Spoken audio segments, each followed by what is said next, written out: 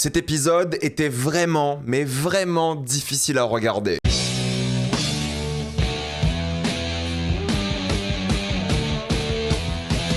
Euphoria, saison 3, épisode 5. Comme d'habitude pour ce genre de vidéo, il n'y aura que des spoilers. Donc si vous n'avez pas vu l'épisode 5 d'Euphoria, allez le voir, quittez cette vidéo et revenez juste après car on va spoiler dans 3, 2, 1, c'est parti. D'ailleurs, une petite précision, la critique de l'épisode 6 d'Euphoria de la semaine prochaine ne sortira pas le lundi 18h comme d'habitude. Il sortira mardi 18h je l'espère car je suis au Festival de Cannes. Je ne peux pas tourner au Festival de Cannes, j'y vais pour voir des films, donc la critique d'Euphoria sera en retard. Mais toutes les autres critiques, The Boys, Gros Goût, tout ça sera à l'heure, mais Euphoria sera en retard. Mais la vidéo sortira tout de même, donc sur ça ne vous inquiétez pas, j'en parlerai, c'est sûr. D'ailleurs je me permets de répondre à quelques commentaires qui ont été faits la semaine dernière par rapport à l'épisode 4. Il y a plein de gens qui ont fait la remarque que cet homme-là a préféré littéralement perdre les filles qu'il gérait plutôt que perdre son pénis. Il était littéralement prêt à ne pas ouvrir le coffre quand les filles étaient menacées, mais quand le symbole du patriarcat quand même, son phallus était mis en danger, il a sans hésiter ouvert le coffre et il a donné l'argent aux nazis. C'était un truc intéressant sur comment justement le patriarcat a sa place dans Euphoria. Et aussi, il y a plein de gens qui ont dit dans les commentaires que Faye a fait exprès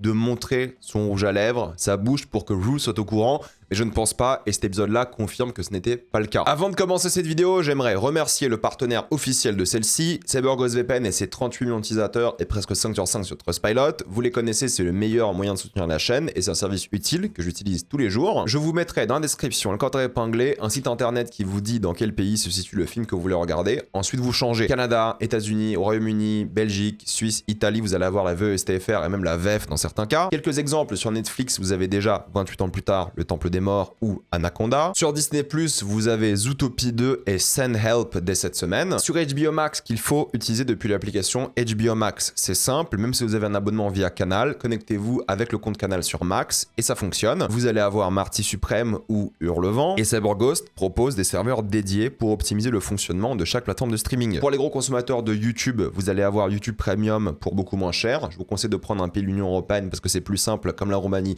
ou la Bulgarie. Il y a plein de tutos en ligne qui vous disent comment faire sans problème et ça marche sur d'autres abonnements comme Letterboxd Patron aussi par exemple. Aujourd'hui, il y a même certains sites internet qui vous demandent une carte d'identité et personne n'a envie de faire ça pour ce mortal le combat en paix. Donc utilisez un VPN et de même quand vous regardez certains films d'une manière bien précise, clin d'œil, clin d'œil. Vous pouvez partager un compte avec 7 personnes. Au total, c'est disponible sur tous vos appareils préférés et vraiment tout le monde peut le faire. En quelques clics, c'est fait sans aucun problème. Vous pouvez essayer par vous-même car vous êtes satisfait ou remboursé sous 45 jours. Vous avez une assistance technique en français 24h7. Utilisez le lien dans la description, le code épinglé afin de vous abonner à CyberGhost VPN et bénéficier de 83% de réduction plus 4 mois gratuits.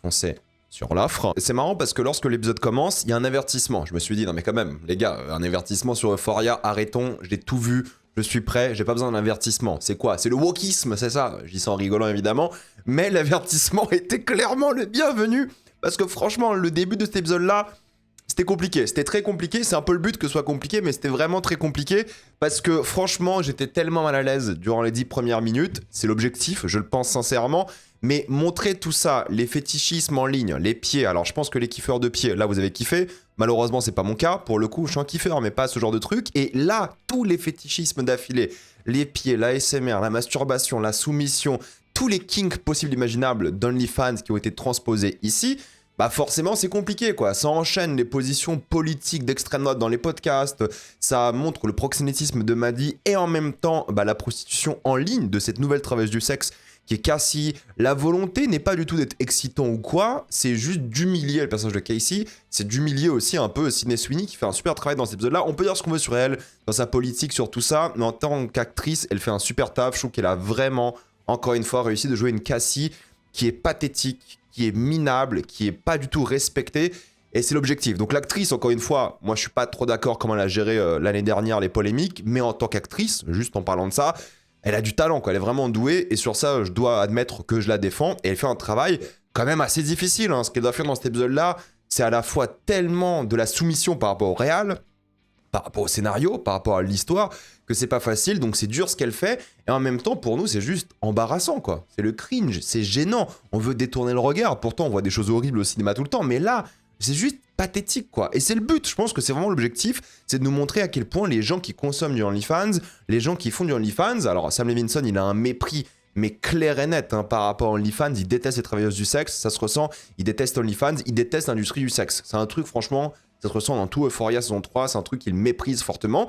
Et c'est un peu le but, quoi, c'est de montrer l'excès le plus total. Ils font une reprise de La Femme de 50 pieds, le film classique quoi des années 50, si je dis pas de bêtises. C'est à la fois la psychologie de Casey qui est représentée ici, parce qu'elle se sent grande et forte, et en même temps, bah, pour nous, c'est ridicule. Pour nous, c'est grotesque. Pour nous, ça fait vraiment pitié, je pense que c'est vraiment le terme. Et Levinson, il se moque de ça. Il se moque des gens qui consomment à leur bureau en train de se branler au lieu de taffer. Il a ce fort mépris qu'il met en avant avec ses allégories et références cinématographiques très années 50 comme il fait littéralement dans toute cette saison 3. Mais d'un certain côté, ce qui est intéressant et contradictoire, c'est que Casey, même si elle est humiliée, même si elle nous fait de la peine en même temps, elle nous énerve, elle nous dégoûte un petit peu, pas par rapport à son corps, mais vraiment par rapport à ce qu'elle fait. Bah, en même temps, elle se sent libre. Et ça, c'est un truc qui est quand même assez intéressant en tant qu'émotion, je trouve, pour le spectateur. C'est que tu as toute cette séquence-là, mais elle est montrée à la fin comme positive pour elle. Alors, pas pour nous, pas pour l'histoire, pas pour la thématique, et clairement, Levinson, il n'est pas d'accord avec ce qui se passe. Mais il y a quand même ce truc où elle se sent libre, elle se sent heureuse. Et ça fait longtemps qu'on n'a pas vu vraiment Casey heureuse et pas genre enfermée. Elle est clairement encore enfermée par rapport à plein de trucs, hein. Mais c'est une contradiction que je trouve assez intéressante émotionnellement, de nous dire, ok, ce qu'elle fait ces 10 premières minutes, c'est vraiment un truc que j'ai pas du tout envie de revoir dans ma vie, qui est vraiment dénué, non pas de sexe, mais d'excitation, et qui est juste purement horrible à voir. Et en même temps, ce qui est intéressant, c'est qu'elle se sent libre en faisant ça. Et ça, je trouve que c'est un petit truc, c'est pas rien, hein. C'est un petit truc assez intéressant scénaristiquement, et par rapport à comment elle arrive à le jouer, parce que tu devrais la détester toute cette séquence, et c'est un peu le cas, mais au final, à la fin, tu dis... quand même, je suis un peu heureux pour elle, d'un certain point de vue, même si tu sais que ça va mal finir, et que c'est le bordel, et surtout qu'elle est pas libre, en réalité. Elle est clairement soumise à ce mec, qui est donc cet acteur. Je sais pas, en fait, c'est qui l'inspiration de cet acteur? Est-ce que c'est un mec à la DiCaprio un petit peu? Je sais pas c'est qui cette inspiration de mec qui va poster des meufs, est-ce que c'est Drake, ce genre de choses? Je n'en sais rien, mais toute la carrière, quand même, de Casey dépend de ce mec-là, quoi. Et c'est l'intérêt de la scène, et c'est l'intérêt de cette saison 3 et de cet épisode-là, c'est les relations de pouvoir, toujours et encore. Qui domine la relation, et c'est toujours ça, je veux dire, Nate, c'est exactement ça. Nate, il a plus de pouvoir. Tout s'est inversé par rapport à Casey parce que c'est lui qui, à la base, était un peu le proxénète vite fait et c'est lui qui devait donner l'argent aux mafieux, mais à tout le monde de manière générale, donc Casey. Et là, c'est l'inverse. C'est plutôt Casey qui lui donne de l'argent. Et c'est particulier parce que c'est quand même Nate qui fait rien, qui reçoit genre 30 000 balles. Et en même temps, il lui dit de se prostituer encore et encore. Donc c'est très bizarre comme relation, mais il veut pas se détacher de Nate aussi. C'est son homme, c'est son mari, c'est quand même assez particulier. Donc je trouve que là, Nate, c'est vraiment le non-retour, quoi. Je veux dire, le mec, il reçoit de l'argent gratuit, il fout rien, il fait même plus pitié, il est juste pathétique de manière générale. On n'a plus d'empathie envers lui. Moi, quand il a perdu son deuxième doigt, franchement, je ressentais plus rien. Première fois, j'étais limite peut-être un petit peu gêné. Là, deuxième fois, plus rien. D'ailleurs, c'est très drôle, je trouve, hein, quand il enlève l'autre doigt qui était déjà rattaché, il enlève comme si c'était genre un jouet ou une connerie. C'est bon, la tragédie du personnage, c'est qu'il a complètement perdu les pédales. C'est un personnage qui a complètement été délaissé, non pas par le scénario, mais par juste sa morale, et qui est au fond du trou, quoi. Tu te demandes pourquoi il vend pas sa maison, encore une fois, tu te demandes pourquoi il veut pas abandonner sa condition matérielle pour littéralement rembourser ces mecs-là.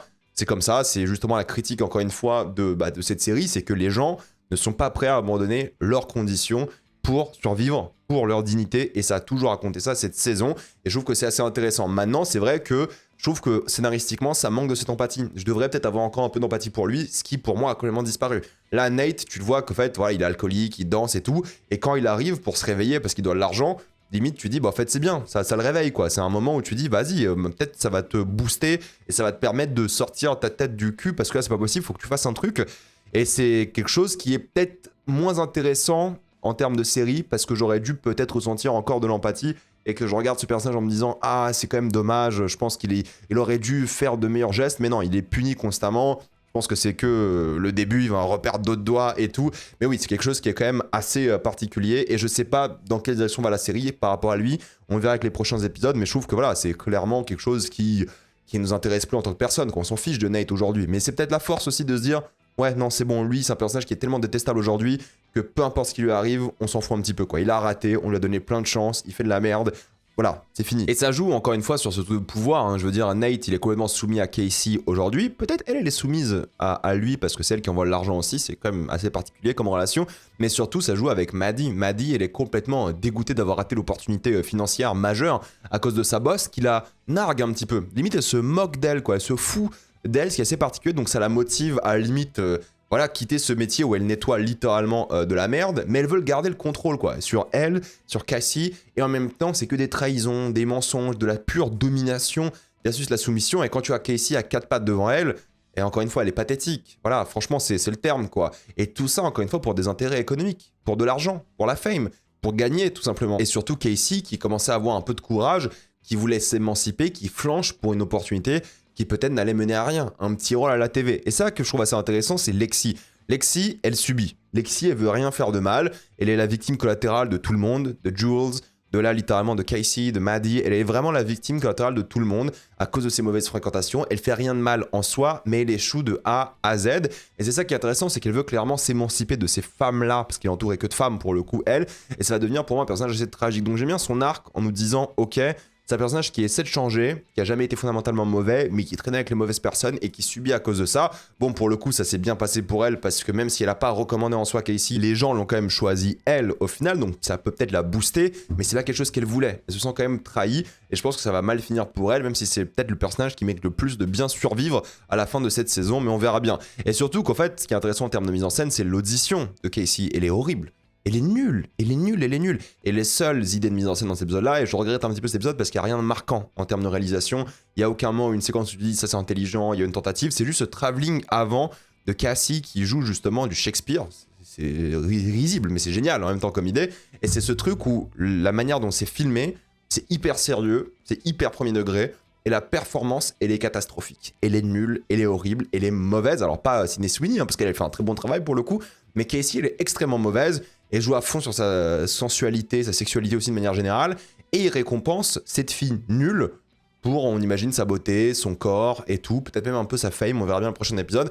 Mais c'est ça qui est intéressant, c'est que l'idée de mise en scène de faire un truc un peu sérieux, d'un vrai travelling avant qui en général est là pour symboliser quand même quelque chose de puissant émotionnellement, pour une prestation comme ça catastrophique, volontairement catastrophique. Donc je trouve que c'est intéressant, et je trouve que l'arc de Casey est intéressant parce qu'elle va clairement se brûler les ailes, premièrement, et surtout voir qui va dominer qui dans son cercle, j'allais dire familial, mais ça peut être romantique ou amical, et à voir. Et si on parle de domination, c'est quand même Jules et Rue qui ont un moment assez particulier, je trouve, dans cet épisode-là, qui sont un peu de nulle part. D'après moi, c'est encore une situation de pouvoir, mais très étrange. Je trouve que c'est un peu le propos de la série, évidemment, toujours, qui domine la scène, qui domine le moment, qui domine la relation. Là, c'est Jules qui domine clairement Rue, même si Rue, apparemment, n'a pas succombé aux avances de Jules, mais elle est clairement dominée aussi par son sugar daddy. Donc, elle essaie de retrouver un peu cette domination qu'elle subit, elle, par littéralement son homme, dans la relation avec Rue, et elle joue avec les sentiments de Rue, parce que on sait très bien que Rue a encore des sentiments pour Jules, et forcément, bah, ça crée quelque chose où elle, encore une fois, se moque d'elle, la nargue et tout. C'est pas romantique, c'est juste vraiment de la manipulation affective pure et dure, et je trouve que c'est intéressant, mais ça sort un peu de nulle part, encore une fois. Dans cet épisode-là, je sais pas d'où ça vient, il n'y a pas une scène un peu avec elle avant, ça sort un peu nulle part, ça fait genre reshoot ou scène qui a été ajoutée par la suite ou scène coupée, mais c'est pas romantique, c'est juste méchant, c'est juste mauvais, et ça sort un peu de nulle part et je suis un peu déçu par ça. Typiquement, c'est le genre de scène qui aurait dû être forte et puissante parce que c'est un truc qui est quand même encore existant dans la relation, c'est pas un truc qui a été balayé ou qui n'existe plus, c'est présent et tout, et ils en parlent comme ça rapidement de manière très étrange, donc je trouve que c'est bizarrement mis et c'est un épisode qui est pas très bien fait dans la manière dont les scènes sont intégrées et dans la manière dont les scènes sont présentées, et je trouve qu'elles sortent souvent un peu de nulle part, comme si l'épisode il manquait des séquences, ou comme si c'est des séquences de prochains épisodes qu'ils ont mis ici. Pour moi c'est très random la manière dont certaines séquences ont lieu, surtout que ça aurait dû être émouvant, puissant et fort en réalité, cette tension qui est encore entre les deux qui existe des deux côtés, je pense sincèrement, surtout du côté de Rue. Et pareil pour Rue et la DEA, voilà, c'est encore une fois cette histoire de relation pure et dure, la DEA qui domine Rue et en même temps elle qui s'exécute, forcément. Mais ce qui est intéressant, c'est que Faye et les nazis, forcément, ne veulent plus non plus lui parler. Donc elle a plus vraiment d'importance et de pouvoir dans cette relation-là. Donc elle perd en intérêt pour la DEA aussi. Donc moins elle a de pouvoir, moins elle a d'importance pour les gens qui ont du pouvoir, et c'est ça qui va peut-être mener à sa perte, surtout qu'elle est en train de perdre limite tous ses nouveaux privilèges assez rapidement. Donc la série te prépare à la fois à une chute tragique des personnages, à j'imagine pas forcément des twists, mais un climax qui va être assez violent et sévère je pense pour tous les personnages ou presque, et c'est d'ailleurs, hein, c'est annoncé, hein, l'épisode final le plus long de l'histoire de HBO. L'épisode final qui sort le 30 ou je sais plus le 1er juin sera le plus long avec 1h37. Donc je suis curieux de voir ça et voir comment ça va finir évidemment. Mais l'arc le plus intéressant quand même cet épisode là, et on aurait aimé avoir un épisode entier sur lui, c'est Alamo évidemment, parce qu'il est dans une maison, il le dit lui-même, remplie de Judas. Quelqu'un le trahit, d'après lui, quelqu'un est en train de faire quelque chose de grave qui cause sa perte. Et le sous-texte religieux, à ce stade c'est même plus du sous-texte, hein, c'est juste du texte religieux qui est balancé de tout cet épisode là, il est très présent et tout tourne autour de la foi. Croire en des personnes différentes et surtout croire que les trahisons c'est possible et à qui tu dois faire confiance pour survivre tout simplement. Donc, littéralement, le mec, il ne fait plus confiance à personne et est même déçu de ce qui se passe. Et je trouve que c'est intéressant parce que c'est un peu que le mec qui a ouvert le coffre-fort ait balancé le coffre-fort, quoi. Je veux dire, à un moment, il était menacé, il est quand même déçu de lui alors qu'il a failli mourir, ce genre de choses, quoi. Il cherche une sorte de loyauté qui est jusqu'à la mort, quoi. Ça qui est intéressant, et c'est pas quelque chose que les gens peuvent lui donner, donc forcément ça crée des problèmes, mais surtout ça le met dans une position de faiblesse un petit peu à Alamo. Il a besoin de se réconforter, il est devant sa glace, il essaie de se réconforter, qu'il est grand, qu'il est fort, qu'il est puissant, il se rassure devant les autres, ce qui est très particulier parce qu'il montre de la faiblesse, et en même temps, en le faisant, il intimide les autres. Donc je trouve que c'est quand même particulier comme sentiment de se dire face à un miroir que tu as besoin de ce réconfort à haute voix, et en même temps c'est comme ça que tu intimides les autres, surtout ce jeune homme qui s'est littéralement trompé. Ça se voit que c'est sincère, ça se voit qu'il s'est trompé, qu'il voulait pas l'humilier évidemment, mais ça le met dans une situation fragile et il se fait intimider au point où il pensait limite mourir, il se pisse dessus quoi littéralement. Donc je trouve que c'est intéressant de le montrer à la fois comme quelqu'un qui a besoin de ce réconfort, quelqu'un qui est montré un peu comme faible entre guillemets, qui a besoin de se parler, et en même temps qui fait peur et qui a besoin de se réconforter en faisant encore plus peur, en menaçant les gens. Donc c'est vraiment quelqu'un qui cherche son pouvoir interne et externe, et je trouve que ça c'est intéressant. Puis l'acteur, je trouve absolument génial de ce point de vue-là. Donc ça crée pour nous, spectateurs, une situation de stress, mais aussi pour les personnages. Les personnages aussi sont stressés, ça peut dégringoler, tout le monde est un peu en panique, donc tu vois qu'il y a une sorte de tension. Mais je trouve que la tension elle n'est pas assez bien faite, car c'est une série télé, donc ça va beaucoup plus vite, les scènes s'enchaînent, et à ça je pense que ces épisodes-là auraient dû être sur juste Alamo, parce que ça aurait été meilleur. T'aurais pu te poser, avancer, créer du stress, de la tension tout le long, et malheureusement c'est pas le cas, quoi. Je veux dire, il y a des séquences où il a l'air un peu plus faible et normal, il a l'air réconfortant quand il joue de la musique dans son manoir, avec sa prostituée, ça lui donne un attrait presque raisonnable, alors qu'en fait il y a 2 scènes, il pleurait devant ses sbires, et il voulait tuer ses sbires. Donc il y a un moment, c'est ça qui est intéressant, c'est qu'il veut tuer des gens, d'ailleurs il tue des gens qui étaient proches, ou des ennemis de manière générale d'après lui, qui donne à manger à des cochons, on le voit après, c'est son lieutenant on va dire qu'il fait, donc c'est un mec qui est quand même en parano, qui commence à perdre un peu la tête, mais je pense qu'il fallait encore plus de temps quoi, plus de tension, plus de stress, il fallait un truc littéralement pour le montrer perdre les pédales progressivement, il fallait juste créer encore plus de panique pour les personnages, pour nous, mais vu que c'est une série malheureusement, il n'y a pas le temps quoi, et ça qui est dommage, c'est surtout dans une scène que je vais citer juste après, mais j'ai envie de parler un peu de Rosalia que je trouve très douée, étonnamment dans le rôle, bon c'est pas un caméo, on l'a bien compris, maintenant c'est un vrai rôle, et elle dégage un truc, franchement sans problème, elle dégage une énergie, elle aussi elle est en quête de pouvoir, être dans la hiérarchie évidemment, et Rue fait des choses bizarres quoi, pour le coup Rue elle fait des choses très étranges, c'est normal qu'Alamo soit inquiet, qu'il se pose des questions, et c'est normal qu'il veuille tester sa loyauté, c'est ça qui est important aussi, mais c'est vrai que cet épisode il montre quand même beaucoup de choses différentes. C'est un peu le bordel, et j'aurais aimé qu'il soit bien plus focalisé sur cet arc-là d'Alamo que les autres, parce que c'est le meilleur, même si c'est encore brouillon, parce que la scène du diner, je suis désolé, mais la scène du diner aurait dû être une séquence de stress absolu, mais elle arrive de nulle part, c'est beaucoup trop rapide, il n'y a pas d'anticipation, alors que ça aurait dû être plus long, ça aurait dû être inquiétant, surtout qu'il y a un twist assez intéressant dans cette scène du diner, c'est que Rue panique, ça se voit qu'elle chie dessus, ça se voit que Maddie a compris, mais en même temps, Maddie, elle, c'est l'opposé. Elle y voit une opportunité. Alors qu'elle devrait limite avoir peur. Elle dit que c'est grâce à Jésus, encore une fois, le texte religieux, qu'elle est calme, qu'elle est namasté, limite. Mais elle devrait avoir peur, quoi. Elle devrait paniquer. Mais c'est l'inverse. Il y a un lien qui se crée limite automatiquement. La mise en scène, malheureusement, trop rapide. Il fallait prendre son temps et justement créer un truc plus angoissant, plus stressant pour avoir quelque chose de bien plus marquant encore une fois. Donc c'est ça qui me déçoit un petit peu, même si encore une fois ça parle de foi, de religion, de spiritualité, parce que c'est le cœur même, mais le lien Maddie-Alamo, je pense, va me régaler quoi. Les deux proxénètes, l'ancien et le nouveau monde, Hollywood versus OnlyFans, encore une fois en fait c'est Sam Levinson, tu vois qu'il a un mépris fou pour OnlyFans, mais c'est marrant ce qu'il a dit quand même. Les 8 milliards d'argent, c'est vrai, Hollywood ça fait 8 milliards au box-office, on va dire chaque année, les 7 milliards d'OnlyFans, c'est lunaire en fait. Quand il pense en termes de chiffres, c'est lunaire. Et je trouve que c'est intéressant la manière dont il méprise OnlyFans et un petit peu Hollywood, soyons honnêtes, même s'il y a beaucoup de références au cinéma noir, détective, cowboy, western, années 50, tout ça. Il méprise aussi un petit peu Hollywood. Le mélange des deux, l'ancien et le nouveau monde, ça crée une œuvre, je trouve, dans Euphoria, un peu unique aussi. Tu vois, de traiter de ces sujets-là très modernes, contemporains, que sont les OnlyFans, les travailleurs du sexe et tout, avec l'angle un peu western, film noir années 50, c'est quelque chose quoi. On peut ne pas aimer, je dis pas, mais c'est quelque chose et je trouve que c'est intéressant ce truc là où il dit ok regardez, OnlyFans ça va un peu surpasser Hollywood, il est hyper cynique Sam Levinson et j'aime ça. Moi j'aime ce cynisme un peu réfractaire, presque rebelle de se dire en fait regardez, c'est foutu, c'est la fin, l'Amérique c'est de la merde, c'est OnlyFans et puis basta. Alors oui c'est clairement une descente aux enfers, mais j'ai envie de la voir, j'ai envie de la vivre, j'ai envie de voir comment ça va finir et surtout c'est encore une question de foi. Je veux dire ce qui se passe à la fin, c'est eux qui testent la loyauté de Rue, qui s'exécute, qui fait, qui a peur, mais qui accepte un peu son sort. C'est une sorte de saut de la foi. C'est un test aussi de la part d'Alamo. Évidemment, je pense qu'elle va bien, sinon il n'y aura plus de série. Ce serait étonnant qu'elle soit décédée, ce serait très drôle et très osé. Mais voilà, il y a un truc, franchement, où t'y crois et tu comprends un peu le texte et sous-texte, encore une fois, religieux, du sacrifice, du fait de se donner à fond avec et tout, d'être fidèle, de tenter le truc jusqu'au bout. Donc je trouve qu'il y a un truc assez fort. C'est le propos, faire confiance. Le cliffhanger, je trouve qu'il est pas mal. Donc j'ai hâte de voir la suite pour le coup. Je trouve que c'est une saison intéressante. C'est un épisode un peu inégal avec des problèmes, mais qui donne quand même envie de voir la suite. Et il tente des choses, quoi. Qu'on aime ou pas la saison, et tente des choses. On peut être dérangé par le propos et tout, mais ça teste quelque chose en nous aussi qui est voilà un peu étonnant, qui tente plein de choses différentes visuellement. Peut-être un peu moins cet épisode-là, en termes de mise en scène, j'étais un peu déçu. Mais voilà, moi les 10 premières minutes, ils m'ont fait ressentir des choses très bizarres où je me dis, je suis pas censé regarder ça comme ça, je devrais limite aimer, mais je suis mal à l'aise, alors que la fin, c'est plus un truc un peu religieux.